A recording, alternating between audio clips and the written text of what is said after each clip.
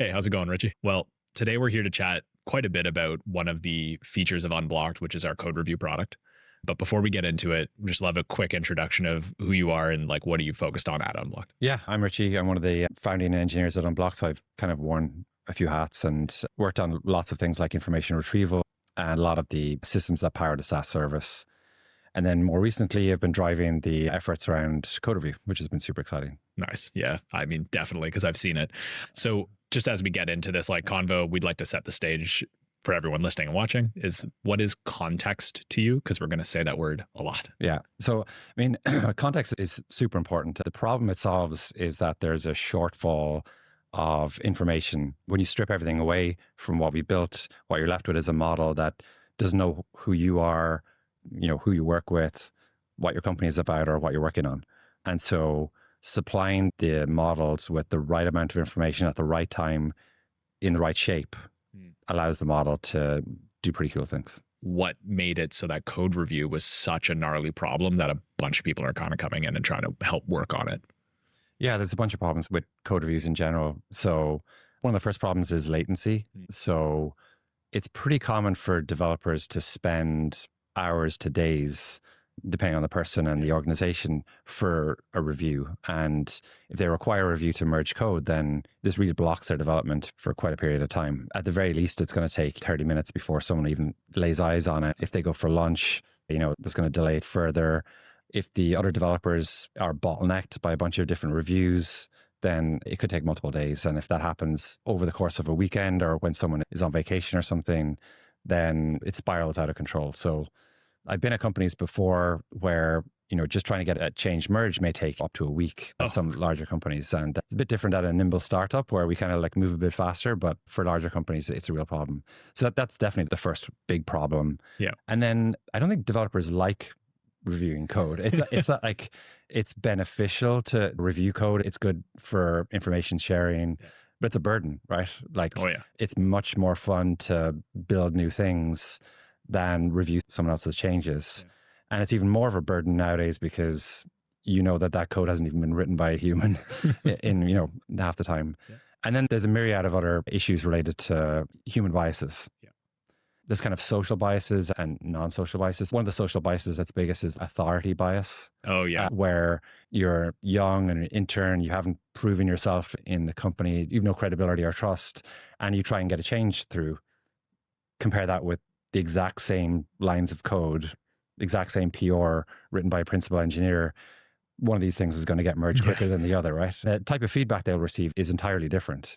People will find faults with a review from someone who's untrusted, or has low credibility at this point in their career. And then there's other biases. So another one that's pretty common is bike shedding. So there's often, you're familiar with this. I am, but please, for others, like what is bike shedding? So law of triviality is kind of like the better term for this. The idea is that when you're confronted with a complex system, you gravitate or anchor towards things that are understandable. So it might be this giant React change with 50 files and, but they change the color on the website. So you're going to, does that color match? And then there's like 5 people weighing in on this color change. Yeah. And the real meat of the change kind of gets overlooked or there's less attention on that area. There's a well-known bias called a satisfaction of search.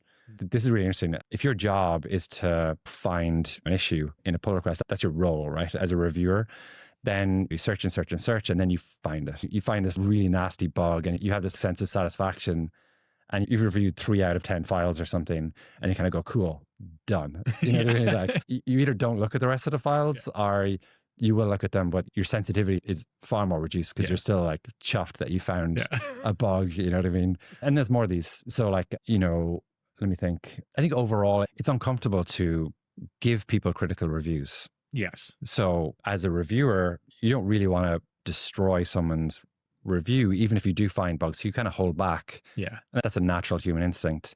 And on the flip side, as somebody receiving a very critical review, that doesn't feel great either. And this is where automated review tools make a difference because you're not going to be upset if an automated bot finds issues, but you may be if it's someone that you work with. Yeah. And I mean, those are all fantastic biases, but another one is just like when for the 50th time you say stop using use effect, like we don't do that here or whatever. Like it's like you don't want to be the reviewer leaving that for somebody as well.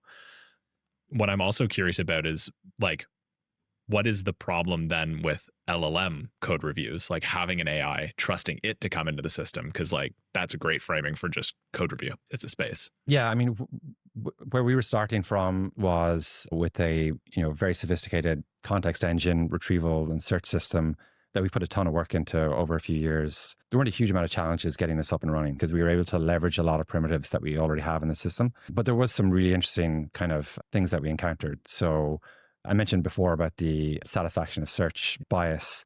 Surprisingly, this is something that I actually found happened in our LLM-based review, which was really surprising and fascinating. I think it's because the models are trained on human reviews, human text. And so it's subject to some of the same biases. It's not subject to any of the social biases that we already talked about, but I have seen the model find an issue and then kind of not bother to find the other issues that are in the same pull request.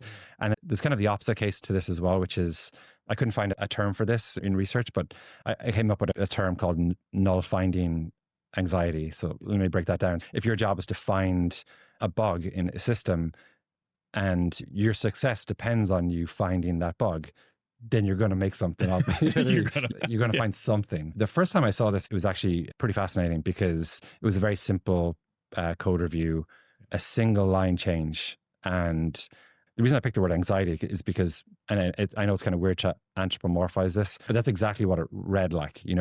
Turn after turn, the agent would agonize and be anxious about finding something until it found something pretty obscure that isn't really a bug and reported that. And that's when we first realized that we had to put in some additional controls. That's so funny. That would be me. I'd be freaking out. It's like, I got to write something and be like, you shouldn't use cap case, like, or something.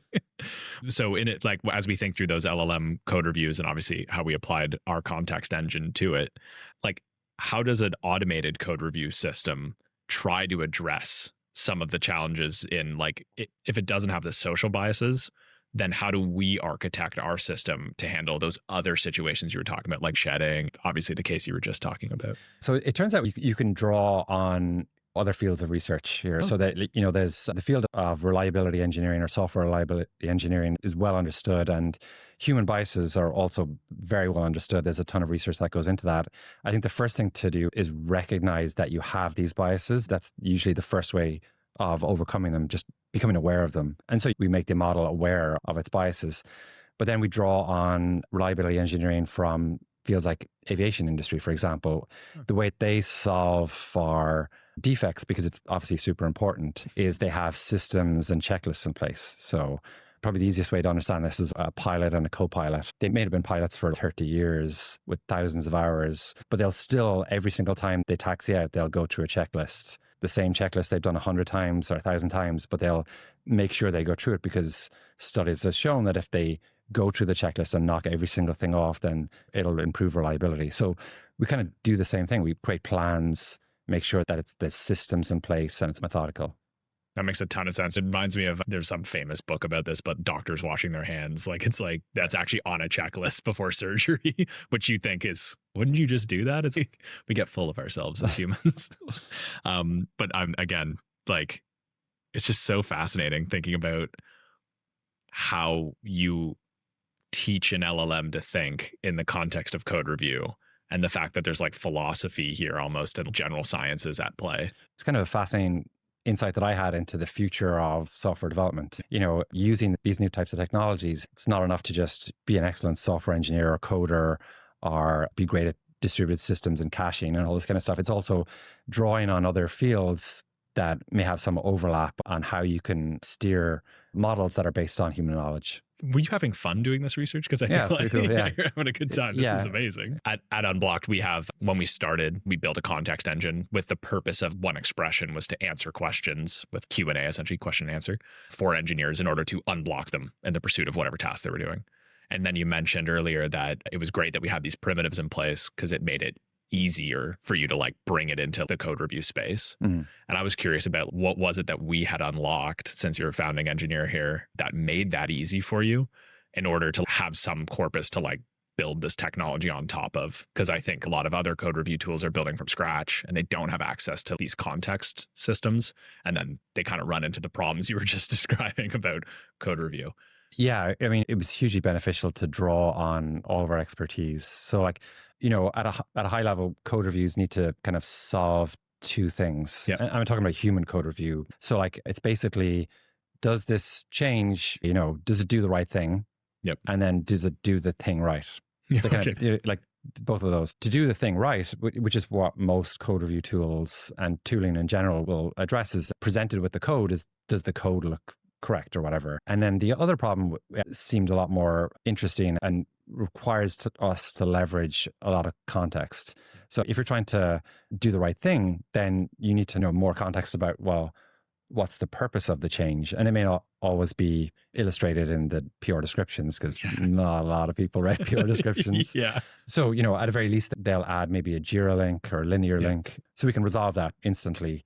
And another pattern that we've noticed is that people will have side discussions in Slack. So often what happens is you reach out for help in Slack and say, can somebody please review this? It's really urgent. And then rather than people actually commenting on the PR, they tend to just comment in the Slack channel on the same thread. And so regardless of whether the context comes from documentation that led to the change, or Slack conversation, recent Slack conversation, or some direct issue links, we can pull all that in and then figure out if the PR is doing the right thing, which is something I think that is very difficult for other tools to catch up with. You can look at the code in isolation and appraise that, but we appraise that in the context of all of the previous reviews that have happened in your organization. So what we do is we look back at every single PR and try to extract learnings, best practices that human-to-human interactions have resulted in. So we record those and then surface those. So even if the code is correct, it may not be following your best practices or coding conventions. And so we have the ability to surface that as well. Okay, so that can be as minor as like a snake case instead of camel case or something, if that's the convention, or as broad as like we don't use, I don't know, some sort of Python script or like whatever. Yeah. And, we're currently in the process of migrating away from this usage. So please don't do this anymore. Yeah. And, the bot won't do that. That's cool. Or there's some guidance around optimizing DB queries using particular pattern that they may be favorable to. So these aren't just trivial things that you have performance impacts. It's doing the thing right, Yeah. like at the same time as the right thing. And so we also have a product called this, we call it the PR failure agent. So can you talk to us a little bit about how that came to be, and then what happened with this PR failure agent? I'll let you describe what it does. Yeah. But yeah, like how that fed into building the code review. So I guess we have to step back and, a little bit of background. So, late 2024, we released the first beta version of PR Failure Agent, which analyzes the CI, continuous integration failures in your pull requests. Yeah. And what it does under the hood is, extracts the logs, focuses in on where the errors and warnings are.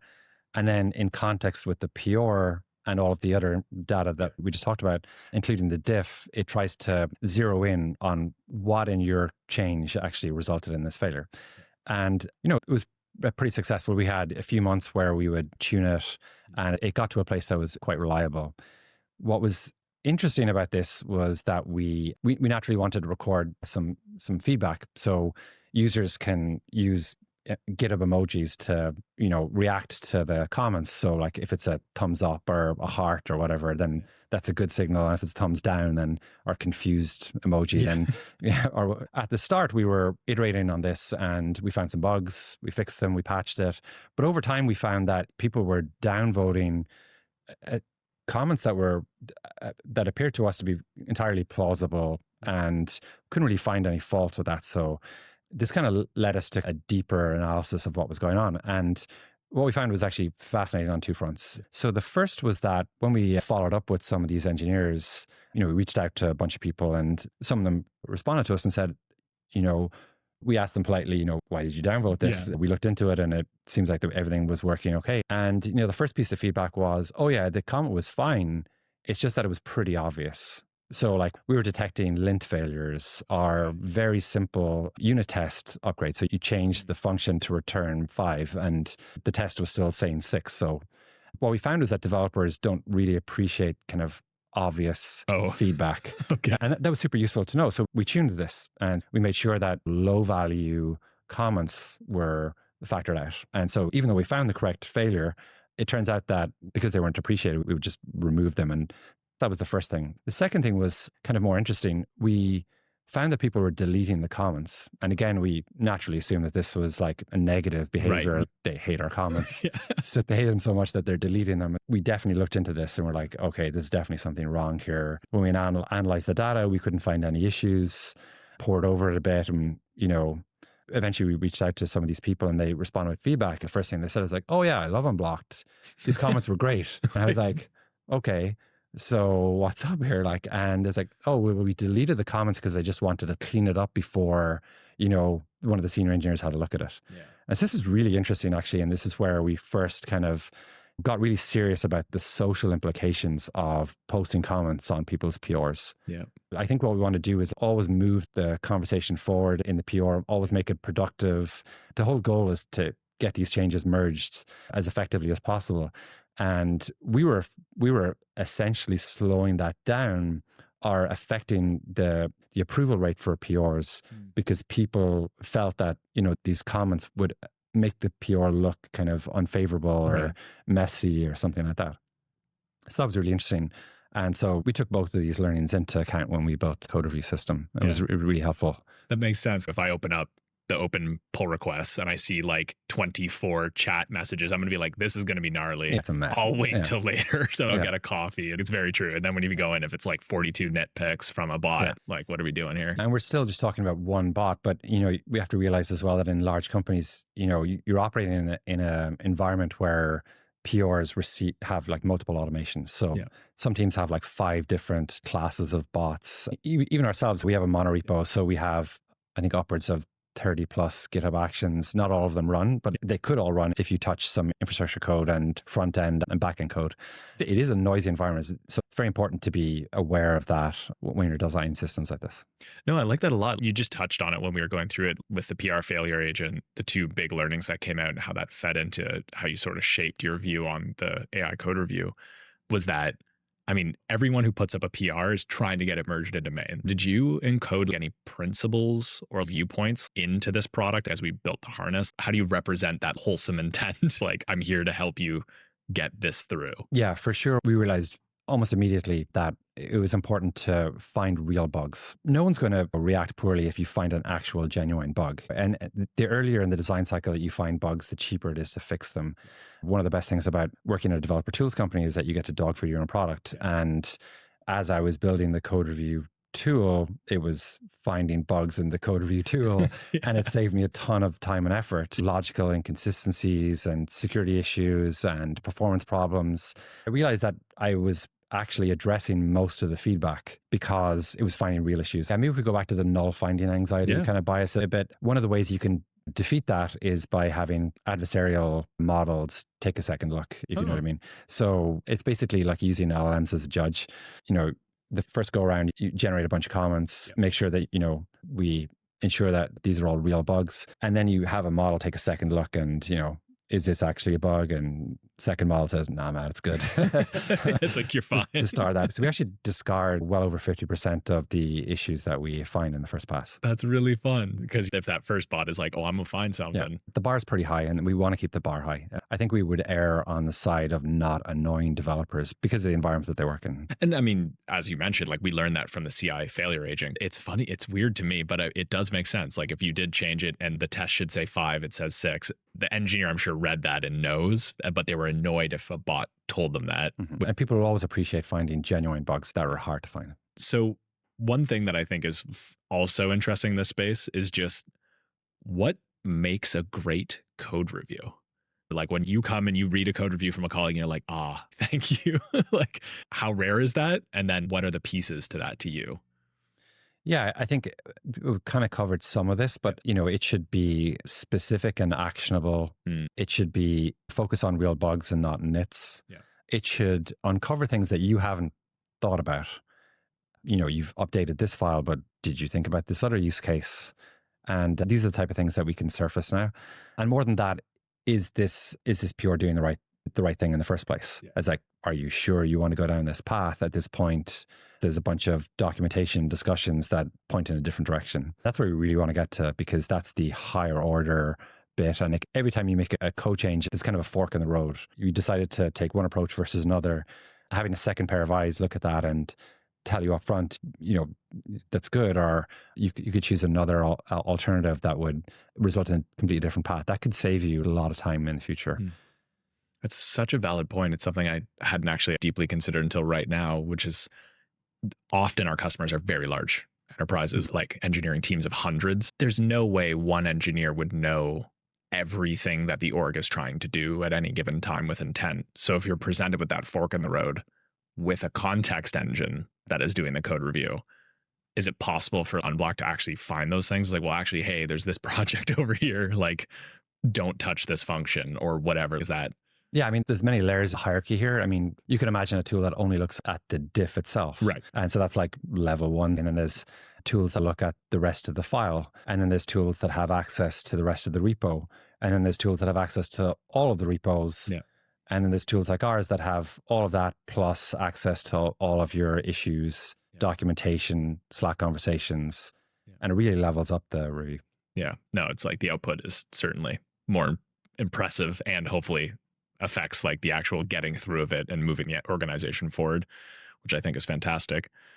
What were some of the common problems that we and our customers found when they were trying to just leverage AI code review? Like as we went to market, we tend to beta in some early customers and things like as we build.